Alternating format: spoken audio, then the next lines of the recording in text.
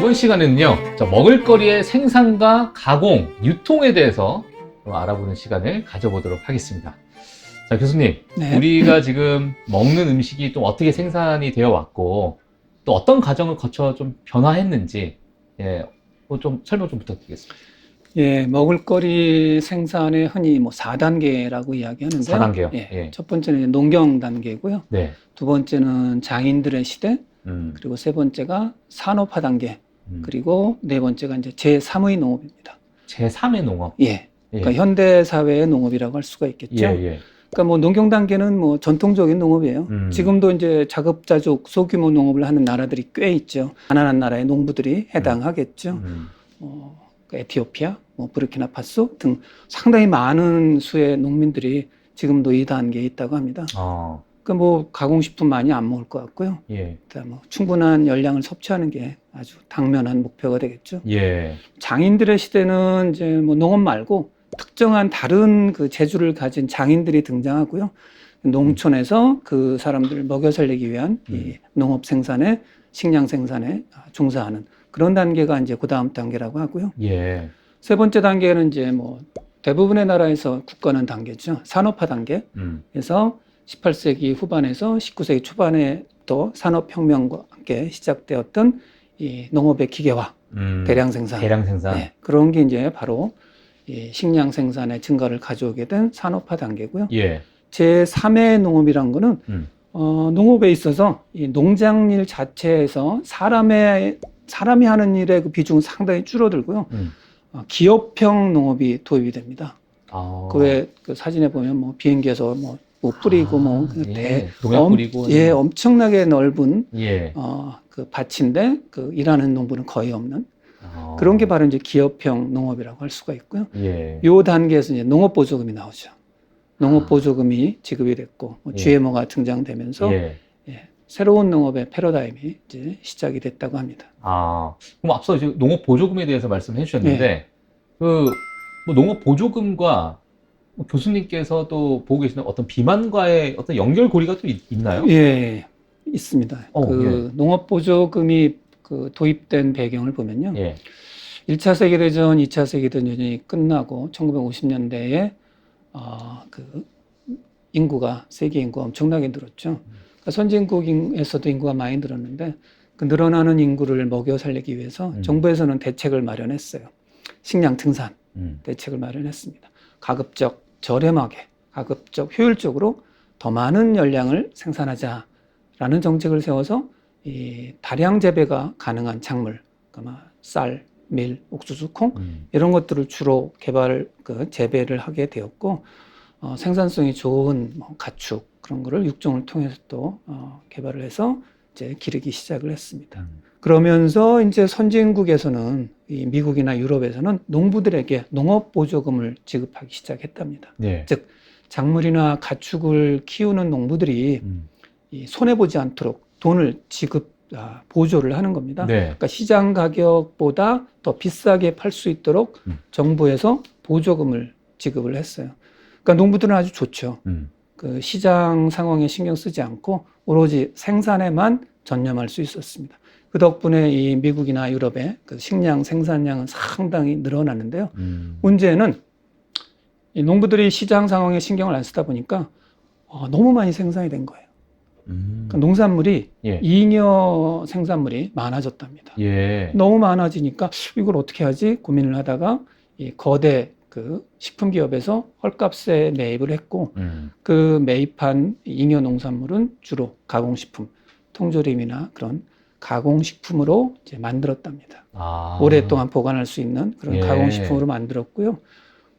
가공식품을 많이 만들었으니까 사람들이 많이 먹어야 하겠죠. 그렇죠. 그러면서 이제 섭취열량이 증가를 했는데 더 남는 건 어떻게 할 수가 없으니까 이 개발도상국에다가 수입 압력을 넣었어요. 그래서 수입해. 그러면서 이 선진국에서 많이 생산되어서 개발도상국으로 흘러들어간 그런 상품들이 이 개발도상국의 시장 체계를 이제 무너뜨리는 가격적인 부분도 마찬가지고. 그렇죠.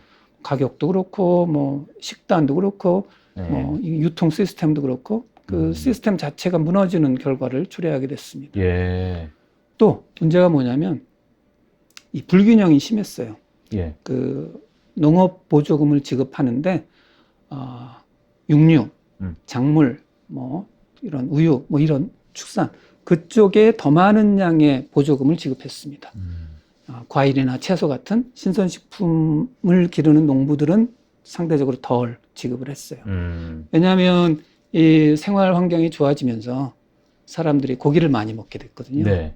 그러니까 정부는 고기를 원활하게 공급할 필요가 있었습니다.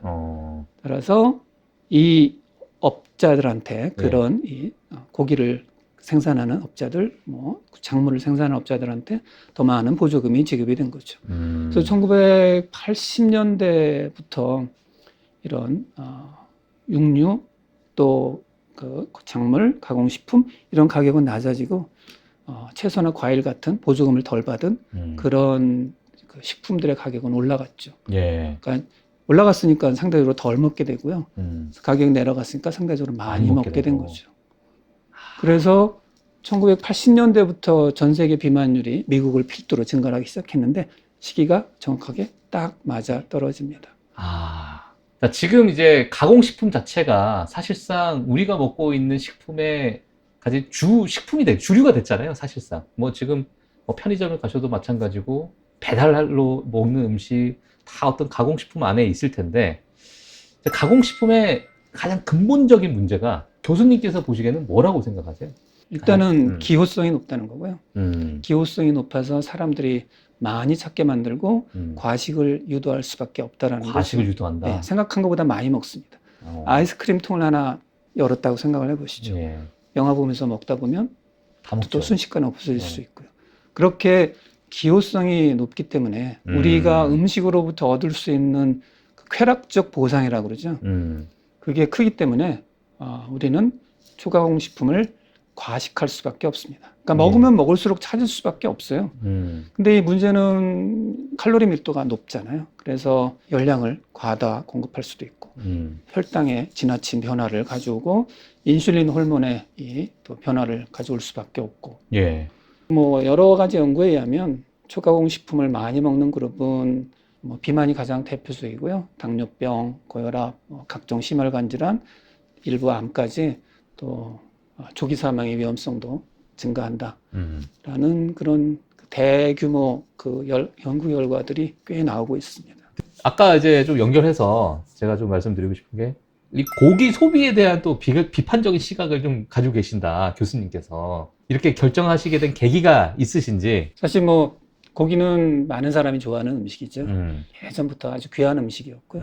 외식하게 되면 가장 만만한 게 이제 고기. 삼겹살이나 그렇죠. 그런 돼지갈비. 고기, 예. 돼지갈비 같은 그런 빼놓을 수 없는 즐거움 중에 하나일 텐데 예. 생활 수준이 향상되면서 고기 그 섭취 증가해 왔고요.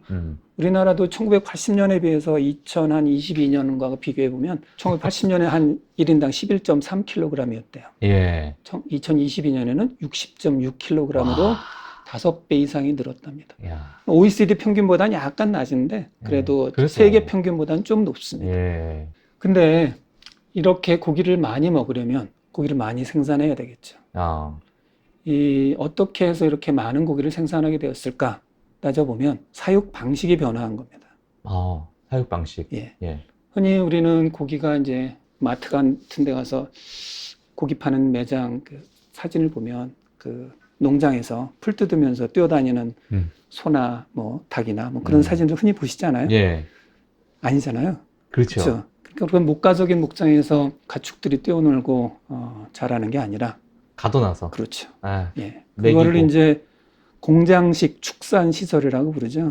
밀집형 가축 사육 시설이라고 부릅니다. Concentrated Animal Feeding Operation, K4라고 부르는데요. 미국에서 먼저 시작이 됐어요. 그 가축 방식이. 네. 예. 1950년대부터 가금류, 닭 같은 가금류에서 시작이 됐고 1970년대 소, 1980년대 돼지를 거쳐서 전 세계로 퍼졌죠. 편리하잖아요. 이렇게 가둬놓고 그냥 경제적인 이점도 엄청나죠. 드리는 돈에 비해서 이제 아웃풋이 상당히 많아요. 하지만 그 시스템이 이 K4가 야기하는 부작용은 뭐 상당히 크죠. 주변 환경 물론이고 동물 복지 면에서 본다면 정말 최악입니다. 맞아요. 예, 자기 몸 하나 가누지 못하는 그런 좁은 공간에 살잖아요. 예. 산란계 같은 경우는 A4 용지보다 작은 그 공간만 허락이 된다죠. 아, 돼지 같은 경우도 이렇게 뭐 움직일 수도 없고요. 뭐 배설물은 뭐 잘 치워지지 않고 거기서 나오는 그 배설물로 인한 이 환경 오염도 엄청날 것이고 그런 말이 있답니다. 만약 고기가 생산되는 방식이 정확하게 모든 사람에게 알려진다면 고기를 먹지 않는 사람들이 많아질 것이다. 저도 그 중에 하나 같은데요. 예. 몰랐죠? 저도 몰랐었는데 이런 것을 알게 되면서 이런 고기 섭취의 문제점을 학생들한테 이야기하는데 예. 그냥 먹는 게 좀 어느 시점에선가 굉장히 불편해지더라고요. 아, 좀 근데 이게 우리가 좀, 이 음식에 뭐 이렇게도 저렇게도 고기가 안 들어간 음식을 먹는다는 게 참 없죠. 없잖아요. 네. 다 들어가 있잖아요, 네. 사실상. 그래서 우리나라는 특히나 이 채식주의자가 살기 상당히 불편한 나라입니다. 뭐 거의 모든 음식에 고기가 들어가고요. 학교 그러니까요. 식당 메뉴만 봐도 뭐 고기가 안 그러니까요. 들어가는 예. 메뉴를 찾을 수가 없는데 어쨌든 어쨌든 뭐 K4의 그 문제점은 예. 익히 다 잘 알려져 있어서 자세히 말씀드릴 필요는 없지만 네. 하나 말씀드리고 싶은 거는 고기는 효율성이 굉장히 낮은 음식입니다. 효율성이. 예, 효율성이 낮습니다. 왜냐? 필요한 자원에 비해서 얻는 영양가나 생산량은 상당히 적어요. 즉 곡물 사용량과 그리고 물 사용량이 엄청나게 많습니다. 소고기 1kg을 생산하려면 곡물 1kg이 필요하고요. 물은 무려 15,000리터가 필요하대요. 돼지고기 1kg은 곡물 4kg 그리고 물은 6,000리터. 6,000리터. 토마토 1kg은 물 180리터만 있으면 된답니다. 예. 그 상대가 안 되죠. 예. 그러니까 이렇게 엄청나게 이 효율이 낮은 음식이기 때문에 뭐랄까요? 우리 현대인들이 뭐 모든 사람이 뭐 채식주의자가 될 필요도 없고요. 고기를 안 먹을 필요는 없지만 그래도 조금 줄이면 아마도 많은 문제가 기후변화까지 포함해서 예, 그런 게 좀 해결하는데 도움이 되지 않을까 하는 예. 생각이 듭니다. 알겠습니다. 자, 이렇게 뭐 고기 소비에 대해서 좀 말씀해 주셨고, 사실 저는 요거 여쭤보고 싶은 게 뭐냐면, 이 어떻게 보면 이 가공식품의 어떤 세계화가 전반적인 글로벌 어떤 비만 문제를 계속 야기시키고 있는 것인가. 이게 뭐 개발도상국뿐만 아니라, 뭐 여러 뭐 미국이나 어떤 선진국도 마찬가지일 것 같은데, 그렇죠. 예, 교수님께서는 뭐 어떻게 보고 계세요? 이 상황은. 개발도상국이 이 선진국보다 지금 비만 인구가 많거든요. 예. 그게 역전된 게 그렇게 오래되지는 않았는데요. 그 이유가 뭐냐면 영양전환이라는 개념 때문입니다. 영양전환은 전통 식단을 따르던 어느 집단이 예. 최초로 그 서구식 식사에 서구의 새로운 음식에 노출이 되어서 그 식이 양상이 변화하는 것을 영양전환이라고 하는데요. 개발도상국은 상대적으로 짧은 시간, 짧게는 수년, 길어봐야 뭐 1, 20년, 짧은 시간 안에 그 식단이나 식품의 생산, 배분, 소비 양식이 완벽하게 본인들은 인식하지도 못하는 사이에 변화한 거예요. 예. 내 식생활이 변했는지도 몰랐던 모르죠. 겁니다. 예. 그래서 대표적인 예가 그 환경의 변화 때문이라는 거를 아주 잘 나타내는 부족이 하나 있습니다. 예. 피마 인디언이라고요. 피마 인디언. 예. 예. 피마 인디언은 미국의 애리조나주 근처에서 이제 살던 원주민들인데요. 예. 거기서 이제 수렵 채집 활동을 하면서 이제 그 농사도 짓고 아주 건강한 식생활을 영위하던 민족이었는데, 예. 부족이었는데, 그 미국 사람들이 이제 발견을 한 거예요. 그래서 애리조나주의 그 보호구역으로 이동을 시켰어요. 그래서 보호구역에 살면서 이 정부의 보조에 의존한 식생활을 하게 된 거죠. 활동량은 엄청 줄어들고, 설탕, 값싼 지방, 뭐 가공식품을 위주로 먹게 되면서 이 사람들의 비만율, 당뇨병 발생률이 확 증가했습니다. 그런데 멕시코주에 살던, 아까 멕시코에 살던 또 피마 인디언이 있었어요. 네네. 이 두 집단은 유전적인 배경이 같았어요. 네. 근데 이 사람들은 전통적인 식생활을 그대로 유지했거든요. 멕시코 사람들은. 여기는 비만율 전혀 변화 없고 당뇨병 발생률도 변화 없었습니다. 예. 동일한 유전적 소인이지만 환경이 변화하면 이렇게 비만이고 비만이. 당뇨병이고 생길 수 있다라는 거죠. 예. 그러니까 이런 영양 전환이 워낙에 급속하게 일어났기 때문에 정말 채 적응할 시간이 없었던 아, 거죠. 이제 적응할 시간 없이 갑자기 식습관이 바뀌니까 예, 그러한 상황이 이제 벌어지는 거네요. 예, 그렇죠. 어, 환경적 요인이 그런 유전적 소인보다는 더 크다. 훨씬 더 중요하다라는 중요하다. 거죠. 예, 알겠습니다. 관련해서 왜 그 음. 식품의 세계화 이야기 하셨잖아요. 예. 그게 바로 이제 흔히 얘기하는 맥도날드 하죠. 아, 그렇죠. 예. 음, 그러니까 전 세계 그 식품 시장을 음식 문화를 균질화하는 겁니다. 균질화하게 되면 어떤 그 부작용이 나타날까요? 비만율이 많은 나라에서 상승했고요. 네. 우리나라도 마찬가지입니다. 1995년 WTO 자유무역 협정에 가입하고 예. 패밀리 레스토랑이 들어오고 식생활이 변화하면서 비만율이 많이 상승을 했거든요. 그러니까 어디를 가든지 간에 패스트푸드를 볼 수 있죠. 빅맥이나 콜라는 어디서든 먹을 수 있으니까. 예. 그래서 네. 말씀드리고 싶은 거는요. 다양성이라는 관점이에요. 우리가 이제 고유한 그런 조리 문화, 음식 문화가 누구나 가지고 있잖아요. 예. 민족마다, 사회마다. 그래서 뭐 땅이 다르고 생산하는 그 농산물이 다르고 하기 때문에 그로부터 받는 영향도 다르겠죠. 그런 걸 우리가 신토불이라고 얘기를 하는데 예. 그런 고유한 조리 문화가 이러한 음식의 식품의 세계화 때문에 상실되고 있다는 거죠. 그렇게 고유한 다양한 조리 문화가 상실되면서 비만율이 상승하고 있다는 거는 진짜 부인하기 어려운 그런 것이라 할 수 있고요. 예. 만약에 우리가 다양성을 회복한다면 비만율, 그러니까 비만 문제 회복에 큰 도움이 되지 않을까 하는 생각이 듭니다. 네, 알겠습니다. 자, 지금까지 먹을거리의 유통, 가공, 그리고 생산 이러한 이야기들을 좀 해봤는데요. 자, 다음 시간에는 이 식품 산업에 대한 전반적인 상황을 같이 좀 이야기해 보도록 하겠습니다.